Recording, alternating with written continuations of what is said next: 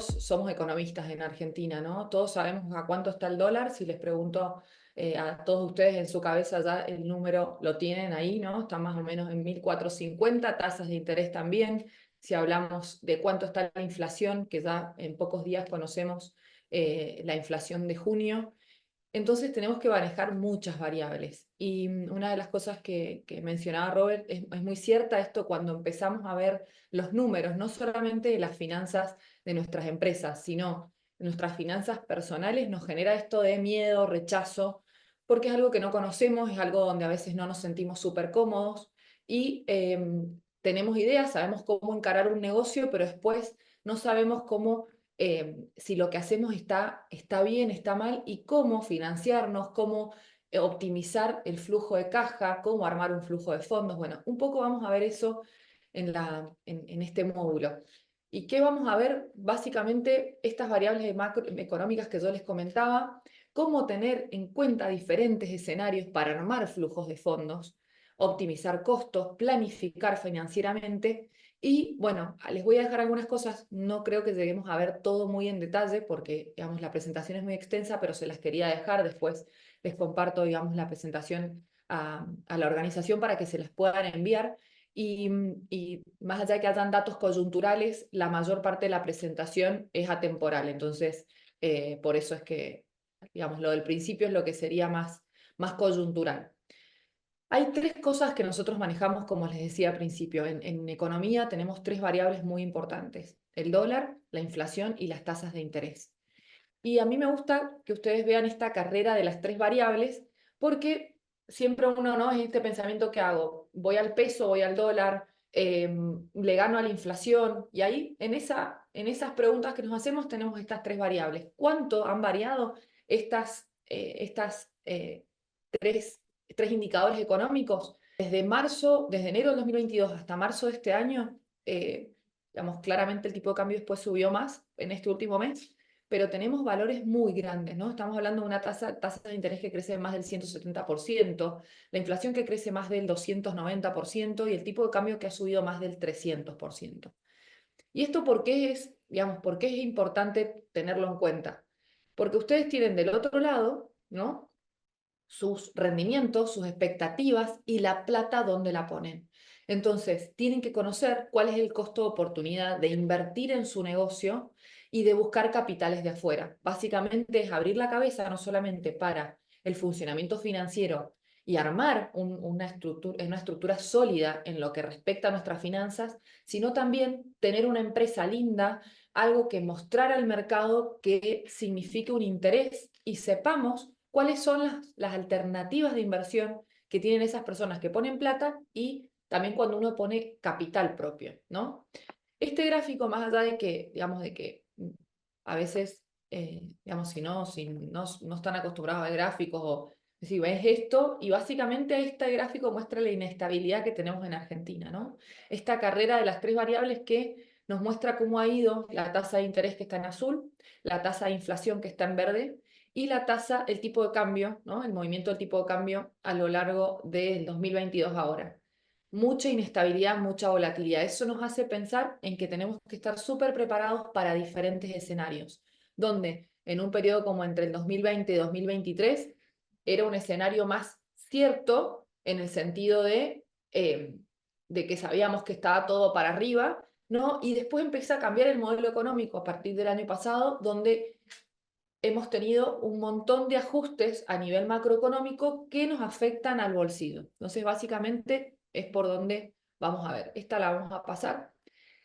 A ver, en resumen, con el dólar, ¿qué expectativas hay del dólar, ¿no? Muchas veces, ayer de varios, digamos, de ámbito financiero me consultaban esto para una nota. ¿Pensás que el dólar puede seguir subiendo? El dólar blue tiene más margen. Entonces, eh, ¿qué pasa con el dólar? Básicamente, la demanda y la oferta indican, ¿no?, lo que significa un precio de equilibrio. ¿Y qué pasa con el mercado blue, el mercado informal? Es un mercado que solo representa el 5% de los dólares que se transan en Argentina.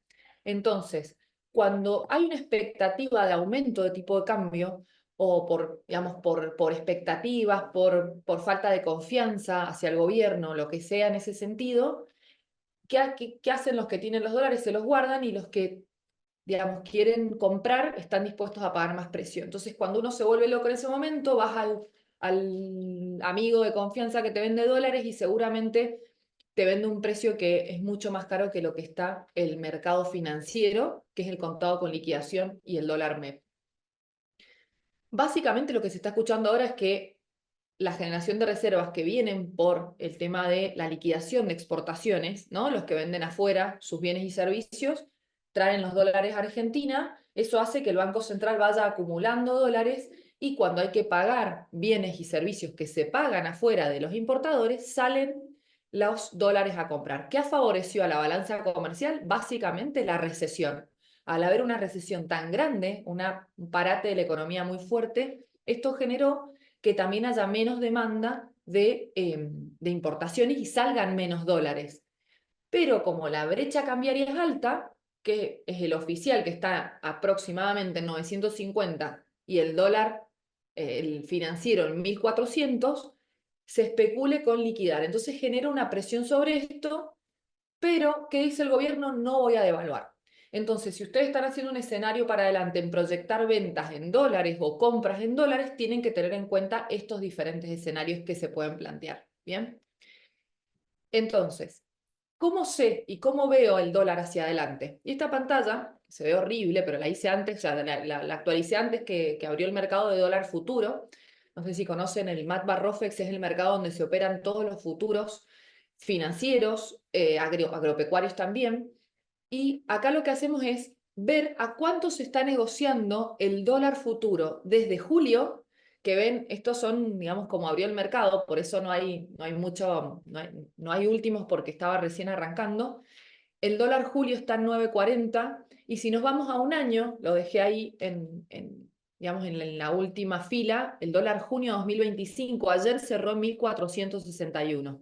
Eso es dólar oficial. O sea que el mercado está esperando que haya un aumento del tipo de cambio, bien, que supera el 2% mensual, aunque el gobierno lo niegue. Entonces, si yo tengo que hacer una proyección, puedo basarme en estos valores de dólar futuro, bien.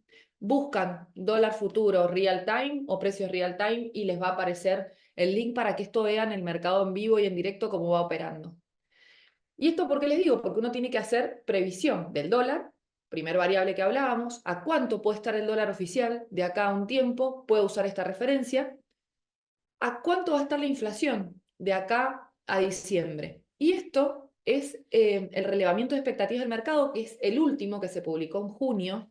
Y esta información es totalmente público y ustedes pueden acceder. No hace falta que sean economistas ni consultoras. Buscan en el Banco Central REM en Google, en Banco Central, y les va a aparecer ahí el link y van a tener el último informe siempre ahí. Entonces, cuando ustedes tengan que proyectar, que ya vamos a ver que hay que tener un asterisco ahí en lo que respecta a la proyección de los costos fijos de la empresa, pero van a poder ver a cuánto espera el mercado que esté la inflación. Y fíjense que lo que está en rojo es la proyección digamos, hacia adelante. Junio todavía no se conoce, por eso está en rojo, se conoce ahora en estos días.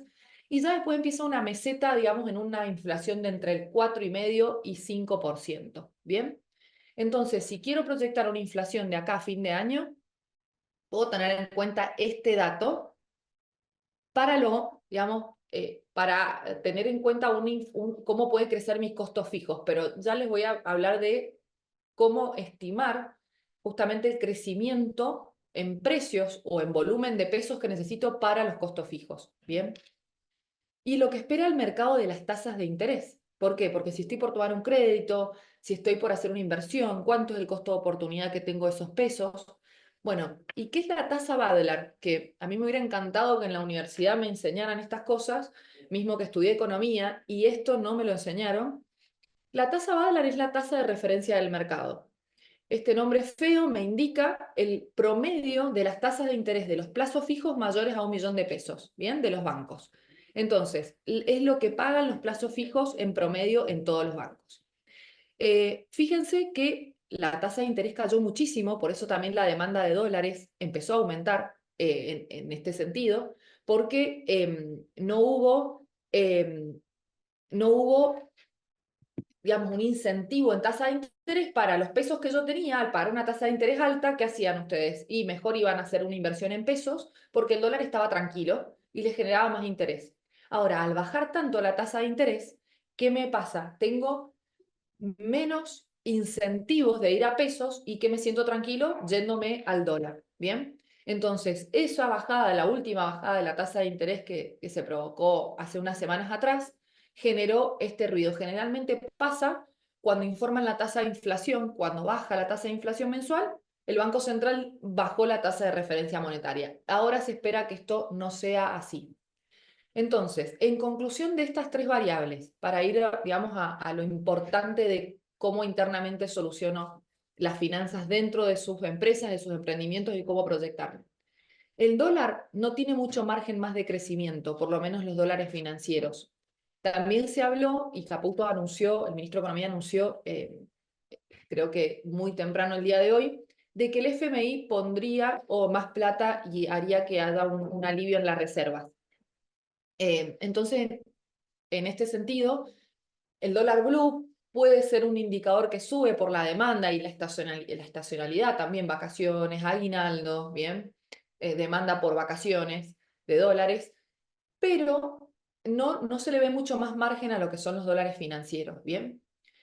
Y hablaron también de una baja del dólar importador y la baja del impuesto país. Entonces, ¿qué quiere decir? Que si yo tengo que importar, claramente hoy me conviene acceder al oficial, ¿bien? Y podría ir, digamos, aprovechando este contexto de que a lo mejor pueda ir bajando este costo del pago de lo que yo tengo, que compro afuera, ¿bien? La inflación, una expectativa a la baja, pero muy poquita, o sea, vamos a estar en una meseta en este semestre del 2024, y unas tasas de interés que hace 2 meses que hice una presentación similar a esta, la expectativa era a la baja, y hoy la expectativa es al alza de la tasa de interés. Porque es la única, o sea, no es la única, pero es una de las herramientas que puede usar el gobierno eh, para esterilizar, ¿no?, los pesos de la economía. ¿Qué es esto? Es sacar pesos que no se vayan al dólar e incentivar que otra vez se vayan a tasa de interés, para evitar que aumente el dólar y genere incertidumbre, genere que se frenen las inversiones. Entonces necesitan, digamos, generar un marco de credibilidad en las políticas que están tomando. Una de las cosas que se escucha es que podrían aumentar la tasa de interés. Entonces, vamos a la parte, digamos, de optimización de costos. Ustedes me escuchan bien, ¿no? ¿Sí? Ok. Ahí está. Eh, en la optimización de costos hay muy importante algo, porque si ustedes dicen, bueno, ¿cómo pido financiamiento? ¿Cómo puedo generar un impacto en la empresa para dejarla bonita, para que esté linda, para salir al mercado a tomar créditos? Primero hay que darse vuelta y sentarse y analizar las cosas. O sea, ¿ustedes cómo tienen ordenadas sus finanzas? ¿Tienen bien detectados los costos fijos, los costos variables? ¿Tienen un flujo de fondos? ¿Bien? Porque es importante que uno detecte las ineficiencias que hay dentro de la empresa. ¿Dónde se va la plata? No tiene esta sensación de, che, estoy vendiendo un montón, pero se me va la plata, no veo la plata. ¿Cómo puede ser que tenga esta cuestión financiera dentro de mi compañía si estamos vendiendo más que antes? O la proyección de la empresa es buena. Bueno, aunque hoy sea un contexto donde la recesión, digamos, me generó un impacto negativo en las ventas, hay muchas empresas que empiezan en una época de crecimiento y les pasa esto. ¿Por qué? Porque vas creciendo sin proyectar y tener una solidez financiera importante. Y a esto me refiero con optimizar los costos. Entonces, ¿cómo van a lograr esto? Básicamente, estando ordenados. Es el primer paso. Porque podemos conocer cuánto está el dólar, la inflación, la tasa de interés, quejarnos de la situación económica del país, tener una mirada negativa de un montón de cosas hacia afuera de la empresa, pero cuando yo me pongo a trabajar con las empresas, veo el lío bárbaro que tienen adentro. ¿Bien? Y esto es porque a lo mejor somos muy buenos haciendo eh, lo que hacemos en las ventas, comercialmente, diseñando un producto, diseñando un servicio, pero con los números voy haciendo lo que me va saliendo, voy marginando con un 20, un 30 lo que escuché, y no sé si ese 20 o 30 me cubre los costos. Entonces esto es importante para que puedan, digamos, empezar a hacer una empresa seria en las finanzas y desde el inicio de la empresa. Por eso es muy importante. Si ustedes adoptan conceptos que vamos a ver hoy a lo largo de esa vida de la empresa y en el inicio, va a marcar una diferencia también con los competidores que ustedes tengan. Y una cosa importante en esto es la adaptabilidad. ¿Sí? ¿Por qué?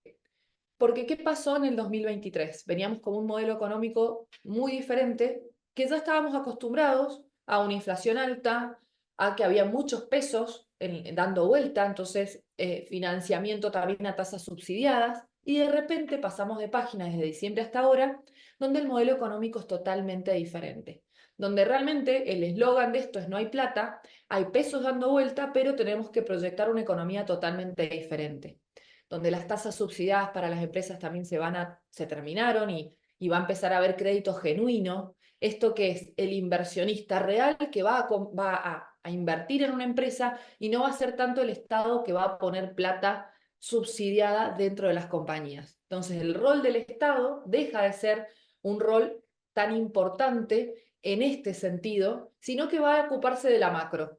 Y de la micro vamos a tener que ser eficientes nosotros mismos. Entonces, ahora más que nunca, y me parece buenísimo que dentro de este programa hayan incluido un módulo financiero, no porque esté acá yo, sino porque es sumamente importante, más allá de que, bueno, terminaron, o sea, van a terminar con esto en el curso, te prometo que les va, digamos, queda la parte más entretenida, así que espero que no se aburran, y que empiecen a pensar, o sea, yo a medida que les voy contando estas cosas, y que al final en las preguntas me, digamos, anoten todo lo que les quede como comentario, o esta parte no me generó una duda, o cómo hago esto. Y yo también les voy a dejar algunas preguntas a ustedes para que el que después se anime pueda contestármelas y podamos aprender de eso.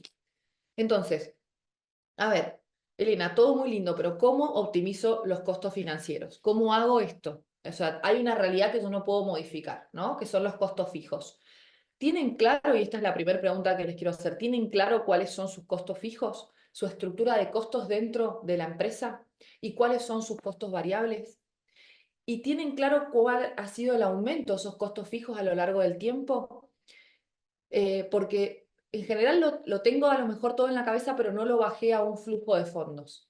Y a ver, si no lo tienen, yo tengo algunas planillas que se las puedo compartir después para que ustedes completen sobre esa base, donde van a anotar y van a armarse, digamos, la foto de cómo está su empresa hoy y van a hacer una proyección para adelante. Por eso es importante tener en cuenta esto que vimos al principio, ¿no? Y si tienen a alguien que se ocupe de hacerlo dentro de la empresa, ustedes también pueden darle los lineamientos, ¿no? O al socio, el socio que se dedica a la parte más de números, puede empezar a incorporarlos también. Entonces, fíjense que acá tengo un tema importante. ¿A quién le compro la mercadería? ¿A quién le compro un servicio? ¿No? Cuestiones que hacen a los costos fijos también de contratos de alquiler, como hice la renovación de un contrato de alquiler donde opera la empresa. Los contratos que tengo de servicios se pueden optimizar o no. Y esto corre también para las finanzas personales. Y acá les hago una pregunta que entra dentro de los costos fijos, ¿no? La segunda, que es, ¿ustedes dentro de la empresa tienen un sueldo asignado para ustedes o sacan plata cuando quieren, pueden o viven de otra cosa, entonces a este flujo no lo estresan en este sentido? Porque esto es sumamente importante, que ustedes dentro de la compañía, si ocupan un rol operativo, tengan asignado un sueldo, ¿bien? Tengan asignado el valor, digamos, porque ustedes por estar ocupando esas horas dentro de la compañía, están asumiendo, ¿no? Están dejando de percibir un sueldo en otro lado o ocupando el tiempo para otra cosa, ¿bien?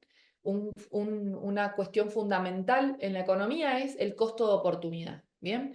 Todos están tomándose hoy el tiempo de estar tomando esta clase y han dejado de hacer otras cosas, ¿bien? Han puesto en valor y están asignándole un valor, tiempo y dinero a este tiempo para capacitarse. Bueno, es lo mismo cuando uno tiene su propio emprendimiento. Entonces, cuando hablo con la mayoría de los emprendedores, esta pata está súper floja, nadie tiene asignado el sueldo y me ha pasado en empresas que por ahí me han llamado para asesorarlos en este sentido y no ha funcionado porque el que no quería cambiar las cosas era el dueño de la empresa, básicamente. Entonces, todo lo lindo que uno podía hacer, en realidad no lo podía modificar porque de repente tenían, digamos, un flujo de fondos proyectado y el dueño de la empresa se quería comprar una camioneta, sacaba plata y dejaba a la administración sin dinero.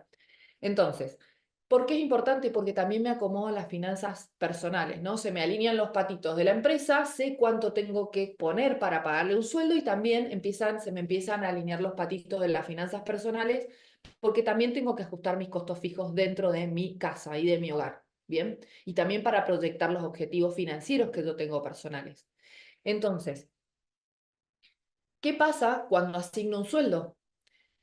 Porque cuando en general el valor del trabajo del propio socio está subvaluado porque soy yo y bueno, y no sé, me arreglo. Pero ¿qué pasa si yo tengo que pagarle a alguien para que haga mi trabajo? ¿Se banca el proyecto ese sueldo? Entonces tiene doble sentido esto, de ordenar la empresa y también saber y poner ese costo dentro del costo fijo, porque es un costo que yo tengo que tener asumido. Y si bien al principio puedo decir, bueno, pero al principio el proyecto es complicado, bueno, pero es una inversión que yo estoy haciendo. Es decir, bueno, ¿cuánto es la inversión que tengo que poner para hacer arrancar la compañía? Bueno, yo me voy a asignar un sueldo que va a ser un sueldo de mercado dentro del sector donde yo me desenvuelvo y también de acuerdo al costo de oportunidad o esa estructura de costos que yo tengo. Para ponerle el 100% de mi cabeza, de mi tiempo a la empresa, tengo que tener un sueldo de este valor. Bueno, ver si la empresa se lo banca y en los primeros meses ponerlo como si fuera parte de esa inversión. Y después el negocio tiene que empezar a dar números coherentes para poder pagarme ese sueldo. Entonces, esto principal. Primero, la primera pregunta, recuerden que era si tienen los costos bien detectados. Y segundo, si tienen el sueldo de ustedes o de las personas que intervengan en la compañía realmente monetizados y realmente si los sacan o no los sacan. Bien.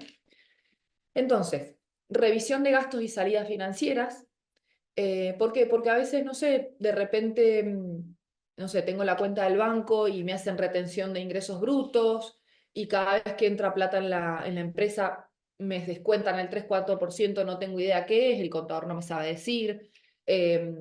No sé, tengo servicios dentro de la compañía que podría optimizarlos, ¿no? No sé, servicios de internet, no sé, el tema digamos, depende cuál sea los servicios públicos que hoy nos representan un gran valor dentro de los costos fijos y que aumentaron muchísimo este semestre, cómo puedo optimizar eso también. Entonces, cuando empiezo a anotar en esa planillita todos los costos que yo tengo, después voy a ir uno por uno viendo si puedo optimizarlo. Van a ver, y acá como consejo es, en las empresas y en los emprendimientos que yo he visto grandes diferencias, es porque una vez a la semana si quieren como muy a largo, o sea, como muy distanciado, una vez al mes, se sientan y ven estos números. Y ven lo que proyectaron y ver cómo condice con la realidad que tomaron para ajustar las proyecciones para adelante. Porque yo puedo ir anotando todo, pero ¿de qué sirve que yo anote todo si no tomo decisiones con esa información? Y si no la uso para generar más valor dentro de la empresa. ¿Bien?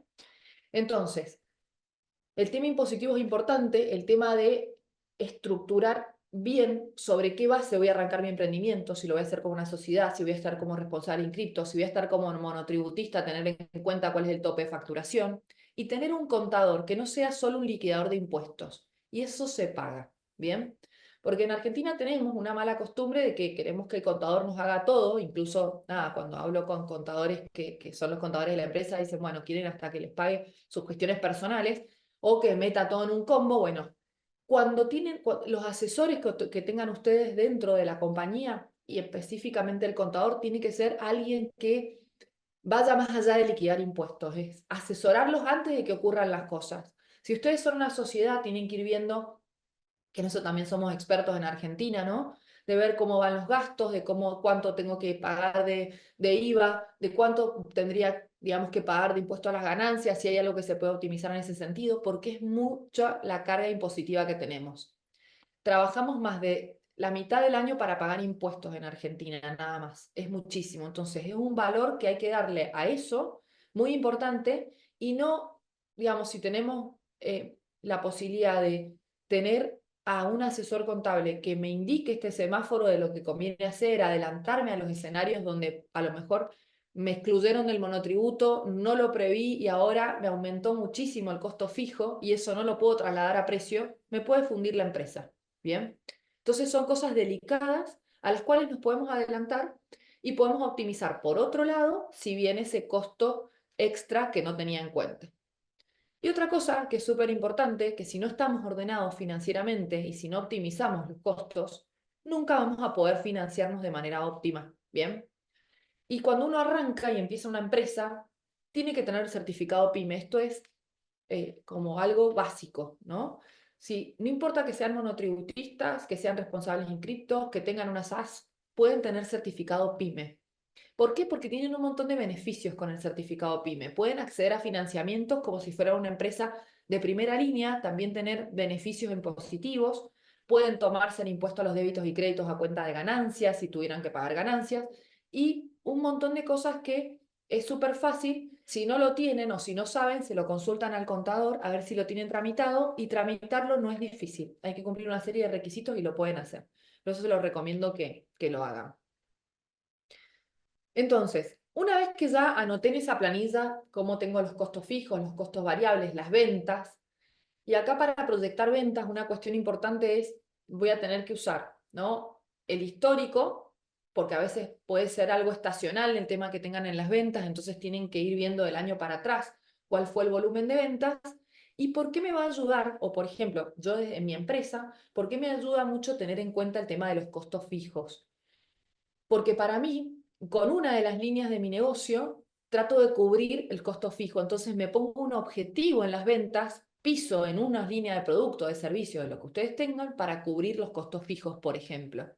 Porque si no, decir, bueno, les voy a establecer objetivos a los vendedores, voy a establecer objetivos de venta para la compañía. ¿En base a qué? Entonces vos tenés que tener un punto de equilibrio, o lo que se le llama el break-even, que es esto de tengo que vender como mínimo esto para cubrir los costos. ¿Bien? Ese dato lo tienen que tener y esa es otra de las preguntas que les dejo. Después el que quiera comparte, digamos, esto y también las dudas de cómo armarlo si les surgen. ¿Bien?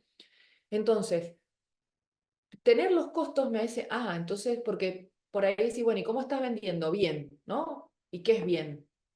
No, estoy vendiendo, o por ahí yo les pregunto, ¿cómo marginan qué porcentaje de rentabilidad tienen? No, bueno, yo sobre el costo variable le sumo el 30%. ¿Y te queda rentabilidad de eso? No saben. No saben si les genera rentabilidad. Solamente es la vieja usanza, ¿no? Que los padres, los abuelos decían, bueno, yo vendo el producto más el 30, más el 40, o lo multiplico por 2. O sea, he escuchado cada cosa que tiende a ser graciosa, pero en realidad muestra que hacemos las cosas digamos, a ojo. Y en las finanzas, las cosas a ojo nos generan un montón de ineficiencias. E incluso a lo mejor podríamos estar vendiendo algo más barato para competir mejor en algunas líneas de producto. Entonces tenemos que saber de los diferentes productos que tenemos, cuál es el costo de cada uno. Y hay algunos donde voy a marginarlos con muy poquito y en ese a lo mejor voy a ser competitivo, pero necesito vender mucho esa línea de producto, que ese es el que me hace el producto ancla, ¿no? Yo tengo dentro de mis servicios uno de los productos que sé que es el anzuelo. Y en ese soy súper competitiva con el resto. Y en el resto de los servicios a lo mejor puedo marginar un poco más. Pero sé que con esa línea de negocio yo cubro la estructura de costos y con lo otro me genera, digamos, la rentabilidad que yo espero. ¿Bien? Entonces, fíjense que acomodando los gastos, los costos fijos, los costos variables, me toca los objetivos de venta directamente. ¿Bien? Y se relacionan entre sí.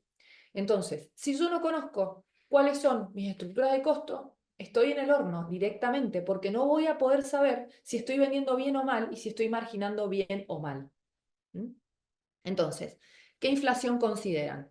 Y este es un dato que siempre, digamos, un tema que toco cuando hablo con empresas, con emprendedores, con personas que están en esto de tener sus propias compañías. Y si bien la inflación es un término macro, lo aclaro porque, digamos, está mal técnicamente, pero a mí me gusta que ustedes lo tengan en su cabeza porque es muy gráfico. ¿Cuál es la inflación de su empresa? No es la que les mostré del 4 o 5%, claramente, ¿no? ¿Cuánto ha sido la inflación que han tenido ustedes en el mes de junio? ¿La saben o no la saben? ¿Y cómo es esto? Básicamente, miren los costos fijos de enero, de febrero, de marzo, abril, mayo, junio, y vayan viendo cuánto les incrementó de un mes a otro. Ese incremento de un mes a otro es la inflación que ha tenido su compañía. ¿Bien? ¿Cómo se ha comportado esa inflación? ¿Ha bajado, ha subido? Porque puede ser que la inflación macro haya bajado, pero mi estructura de costos, porque uso muchos servicios públicos, o de repente tengo un capital humano muy, o sea, muy fuerte, ¿no? Tengo mucha gente, depende de la industria, depende cómo esté armado mi empresa, es cómo me va a impactar en el costo de la compañía. Entonces, no es lo mismo si ustedes están proyectando con una inflación del 4, ¿bien? Pero la curva de inflación de ustedes se mueve muy diferente a la curva de inflación de Argentina, que es un estimado que se saca por una canasta de productos. Entonces es muy subjetiva la inflación.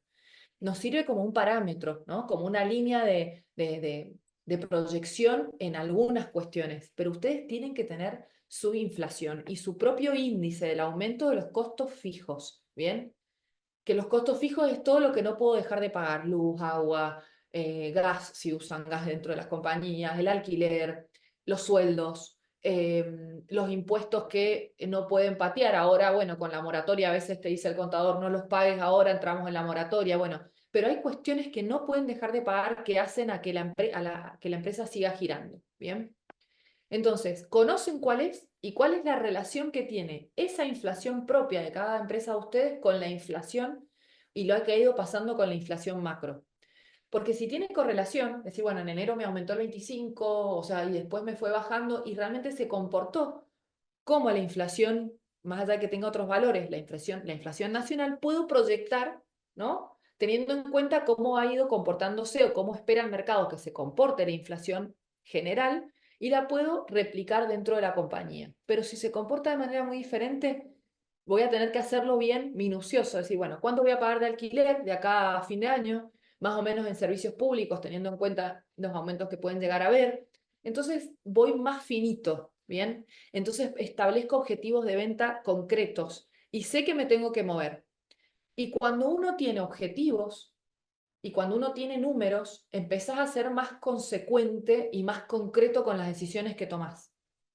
Entonces te hace, o por lo menos en particular a mí, cuando yo tengo algo, digamos, un objetivo en la mente, es como que voy haciendo todo para superarlo. Ahora, si no tengo ningún objetivo, y creo que acá, que creo que las personas que están tomando este programa tienen eso, ¿no? Porque están en emprendimientos y están haciendo esto, que ya habla del tiempo que se están tomando en capacitarse. Entonces, en los financieros igual, pónganse objetivos financieros dentro de la compañía, ¿bien? Decir, bueno, quiero que mi EBITDA sea mayor al 30. ¿Qué es un EBITDA? Yo después en las planillas, porque claramente en una hora y media no podemos ver todo esto, pero les voy a compartir para que ustedes sepan cómo calcular. Si después tienen alguna duda, también están, digamos, mis contactos para me pueden consultar lo que quieran. Entonces, ¿por qué es importante? Ya vimos justamente por qué es importante realizar proyecciones precisas, identificar los elementos clave que yo les comenté recién: costos fijos, costos variables, ventas, objetivos financieros, y manejar bien el tema de los flujos que tengo en el medio, ¿no? Esta caja. Porque una cosa es lo que me queda de caja, el flujo de caja que yo tengo, y otra cosa es la proyección para adelante, ¿no? Entonces, ¿por qué es importante de ir administrando bien? Porque las tasas son muy altas, no puedo tener pesos en el banco sin mover. Y no puedo hacer el fondo de inversión, que es lo único que sé, tengo que empezar a hacer otras cosas, que eso lo vamos a ver en la última parte de la clase. Entonces, gestionar bien la liquidez y tener bien presente lo que es el importe que yo necesito para que la empresa gire. Más allá del gasto fijo, el costo fijo que yo tengo, ¿cuánto es la plata que yo necesito todo el tiempo para pagar los proveedores? Digamos, que no es el fondo fijo, es diferente porque es el capital de trabajo que yo necesito, ¿no? Dependiendo cómo le pagan a los empleados, vamos, si es mensual, los sueldos, bueno, eso para que para que la máquina siga girando. Identificar cuáles son las necesidades de financiamiento. Porque de repente si ustedes tienen todos los meses les da negativo el flujo, pero hay un mes que les da positivo porque de repente ahí cobraron lo que le vendieron a un cliente. ¿Quién pone la plata cuando está en rojo el flujo de fondos? Alguien pone esa plata. ¿Cómo están tomando esa plata? ¿Alguien pone plata dentro de los... Ah, che, falta poner, estamos en un descalce de, no sé, 2 millones de pesos, alguien los pone. No, el descubierto bancario lo uso a veces, o bueno, a veces no se descontó un cheque.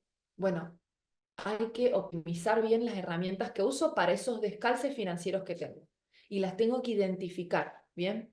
Y tampoco a veces es bueno, ayer hablaba con unas empresas y me decían, no me gusta cuando veo todo el flujo de fondos azul, porque quiere decir que no estoy vendiendo, que no estoy, o sea, el costo fijo al ser tan bajo porque no estoy produciendo. Entonces, hay, en el flujo de fondos es como que les va a mostrar un cuadro de decisiones, básicamente, por dónde ir, no solamente ver los números. Esto de esos rojos que vemos en el flujo de caja me va a indicar que yo en algún momento estoy necesitando endeudarme para cubrirlos. Una de las cosas que ustedes tienen que tener bien presente es cuántos días me tomo para cobrar mis ventas y cuántos días me da el proveedor para pagarle. Lo ideal sería que los días que ustedes tienen al pago sean mayores que los días al cobro. O sea, le cobro al cliente antes de lo que pago. Esto en las pymes no pasa. Generalmente es al revés y siempre tengo un desfasaje entre los días que cobro y los días que pago, ¿no? Cuando soy una empresa chica, cuando soy una empresa que está armándose y le vendo a alguien, digamos que es una empresa grande, el poder de negociación que tengo es muy bajo, entonces en general el cliente me paga cuando quiere y pone las condiciones y cuando empiezo a veces soy muy flexible en este sentido porque si no, no vendo o no puedo bajarle los días al cobro porque, porque me deja de comprar y el proveedor ahí es donde tengo que ver qué flexibilidad tengo, ¿no? Obviamente que financiarse con los proveedores es el financiamiento más barato, porque si yo le doy un cheque a plazo, no, a veces, digamos, le endoso, le doy un cheque, un e-check, y no me cobra un costo aparte, o a veces pensar de decir, bueno, si le pago en efectivo me hace un descuento, eso lo tienen muy aceitado ustedes en el día a día de las empresas, pero lo tienen que tener en números también, ¿bien? Y si alguien está poniendo esa plata, tiene un costo esa plata también, que es por eso que a mí me gusta invitarlos a que vean, che, ¿quién puso esta plata? Y que la puse yo y de repente tiene un costo de oportunidad, porque vos esa plata te puedes dar vueltas en una inversión y que te dé una tasa de interés. Entonces, tiene que estar dentro de el gasto financiero que me provoca tomar ese endeudamiento para no subestimar y porque si no, a veces estoy marginando mal los servicios o los productos que vendo y no estoy teniendo en cuenta este valor, que lo tengo que tomar, ¿bien? El costo de que me paguen después de que yo pago tiene un valor y lo tengo que colocar en el flujo de fondos. Entonces, si hoy tuvieran que tomar un endeudamiento, primero certificado PYME sí o sí y trabajar con sociedades de garantía recíproca. Esto es sumamente importante. Estas empresas les dan avales a ustedes para que ustedes puedan ir a un banco a tomar préstamos a tasas mejores que si van solos con sus carpetitas y también a descontar cuestiones en el mercado de capitales, cheques, emitir una obligación negociable si están en otra estadía digamos, de la empresa. Eh, y acá armar un mapa de cómo van a utilizar las garantías reales. Claramente los que les prestan plata le van a pedir contragarantías, ¿bien? Mínimo piso, si tienen una buena empresa y un buen flujo de fondos, una fianza personal. En algunas cuestiones, algunas veces pasa que, me ha pasado que vamos a hacer el trámite, digamos, para que hagan la sociedad de garantía recíproca, que se endeuden, y el dueño de la empresa no quiere poner su fianza personal, o sea, la firma de si no cumple la empresa, tiene que responder él. Y digo, bueno, si vos no confías en que tu empresa va a pagar, nadie te va a prestar. Entonces tienen que estar dispuestos a entregar contragarantías, ¿bien? ¿Y a quiénes le entregan las contragarantías reales, las importantes? A los entes que tienen mejores condiciones. Esto parece algo muy básico, pero yo veo cada cosa cuando veo las estructuras de financiamiento de las compañías y con quién, no, esta garantía la tengo con un banco que tiene condiciones pésimas. Entonces, ¿por qué hablo, digamos, de la importancia de tener certificado PYME, de ir con una sociedad de garantía recíproca? Porque ya los entes que les van a prestar plata los van a mirar más, o sea, con más amor, ¿bien? Les van a decir, bueno, no, el riesgo es de la SGR, no, garantizar a SINDAR, resiliencia, o sea, hay un montón en el mercado. Entonces, de esa manera van a ir a tomar una línea de crédito y, digamos, si ustedes no tienen incluso mucho track record, o sea, no tienen tantos balances, no tienen, porque son nuevos, y eso les pasa a los emprendedores, también hay líneas dentro de la sociedad de garantía recíprocas que los pueden apalancar. Si el flujo de fondos o tienen contratos firmados, se ponen en garantía también, o hacer una factura, y con la factura también podés garantizar una operación. Entonces hay estructuras como para sortear este tema de soy nuevo y no tengo un historial de crediticio como para que me evalúen, ¿no? Y a veces, si me presento a que me evalúen, el ejercicio de presentarse ante un banco está bueno, porque acá en Argentina nos pasa algo de que a veces venimos con el chip de que endeudarse está mal, y endeudarse no está mal. Endeudarse está bien cuando lo hacemos bien. Hoy, con las tasas como están en el mercado, conviene más endeudarse que poner capital propio a trabajar, ¿bien? Por eso se llama apalancamiento. Cuando uno se endeuda, ¿no? Usa capital de terceros para hacer crecer la compañía, porque es como una palanca. ¿Por qué? Porque en vez de poner plata propia, esa plata la voy a poner en una inversión que me va a generar una tasa de interés mayor que el costo, el costo financiero que yo tengo por tomar esa plata prestada. Pero si yo tomo plata prestada sin tener en cuenta el flujo de fondos que tengo, ¿no? Porque cuando uno va a pedir crédito, lo que hace el banco es, con los números, hace una proyección y ve el riesgo crediticio que vos tenés para adelante.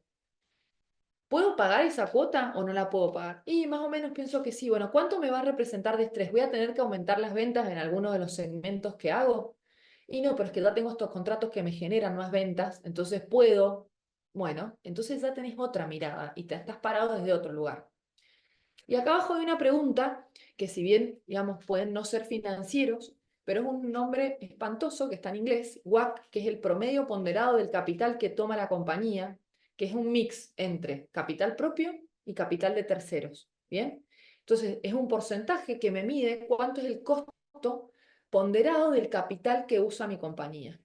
Entonces, si voy a hacer un proyecto de inversión que me da una tasa de retorno del 20, pero mi costo promedio del capital es del 70, ¿ustedes qué creen que va a pasar con esa compañía? Con ese proyecto no va a funcionar, ¿no? No voy a poder, o sea, voy a tener que sacar plata de otro lado para cubrir eso. Bien, entonces tienen que tener bien cuál es el costo financiero que tiene la empresa hoy. Por eso es importante que ese capital propio que tengan, le pongan, digamos, el valor de la rentabilidad que ustedes esperan por ese capital propio. Y si están tomando plata de terceros, ¿cuál es el costo que están pagando por ese capital de terceros? Bien, teniendo en cuenta que en ese capital de terceros que yo tomo, los intereses que pago son deducibles de impuesto a las ganancias. Si ustedes son inscritos a las ganancias, tiene un peso a favor en la palanca. Por eso también es una palanca, porque la parte impositiva me juega un punto a favor en esto. Esto es lo que el contador también nos tiene que ir asesorando y monitoreando para que ustedes puedan ir tomando estas decisiones mejor. Y pensar que cuando ustedes van a pedir plata, van a una ronda de buscar capitales, lo que tienen que mostrar son números y tienen que mostrar, digamos, un flujo de fondos, van a tener que mostrar un estado de resultados, van a tener que mostrar cómo está la empresa para adelante, y tiene que ser algo lindo, porque hoy las alternativas de inversión, hoy imagínense que ya lo voy a pasar, esto lo voy a pasar, porque... em, imagínense que hoy una letra del Tesoro en Argentina te está pagando entre el 45 y el 68% de tasa nominal anual, ¿bien? Un fondo común de inversión, Money Market, que es el que rescato rápida, en una cuenta de Estados Unidos me paga el 5 en dólares anual, ¿bien? Entonces yo tengo que tener en cuenta cuánto es la alternativa que tiene el inversor que me va a poner plata.